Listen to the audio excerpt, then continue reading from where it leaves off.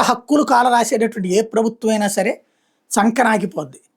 గతంలో ఇందిరాగాంధీ బంగ్లాదేశ్ స్థాపించానన్నటువంటి గొప్పగా ఫీల్ అయినటువంటి ఆవిడ ఆ తర్వాత ఎమర్జెన్సీ దెబ్బకి నిండా మునిగిపోయినటువంటి పరిస్థితి. సరే ఆ తర్వాత మళ్ళీ దొంగ వేషాలు చేసుకుని గెలవగలిగింది అనుకుందాం, అది పక్కన పెడితే అలాంటి ఎమర్జెన్సీని విధించిన దక్షిణ కొరియా అధ్యక్షుడు ఇప్పుడు పక్కకి వెళ్ళిపోయాడు.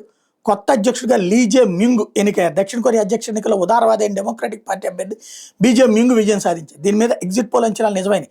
95% ఓట్లకి పూర్తయ్యేసరికి జే మ్యూంగ్ 48.86%, మితవాద అభ్యర్థి కిమ్ మూన్ సూకు 41.98% ఓట్లు వచ్చినాయి. ఇప్పుడు టెలివిజన్ సంస్థలు సంయుక్తంగా నిర్వహించిన ఎగ్జిట్ పోల్లోనూ జే మ్యూంగ్ విజేతం తేలింది. దేశ అధ్యక్షుడిగా ఉన్నటువంటి యున్ సుక్ యోల్ స్వల్పకాలం పాటు సైనిక పాలన విధించిన కారణంగా అభిశంసనకు గురై పదవి కోల్పోవడంతో ఎన్నికలు జరిగినాయి. ఎన్నికలకు ముందు జరిగిన సర్వేలు కూడా జే మ్యూంగ్ అవలేలకు గెలుపొందబోతున్నాడని చెప్పారు. 14,295 పోలింగ్ కేంద్రాల్లో పోలింగ్ మంగళవారం ఉదయం 6 గంటలు ప్రారంభమై రాత్రి 8 గంటలు ముగిసింది. 1.9 కోట్ల మంది తమ ఓటు హక్కు వినియోగించుకున్నారు.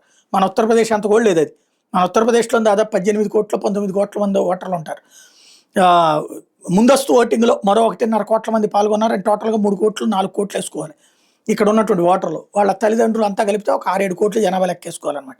మితవాద అభ్యర్థి కిమ్ మూన్ సు తన ఓటమిని అంగీకరించారు. ప్రజల ఎంపికను వినమ్రంగా అంగీకరిస్తున్నాయని చెప్పుకొచ్చారు.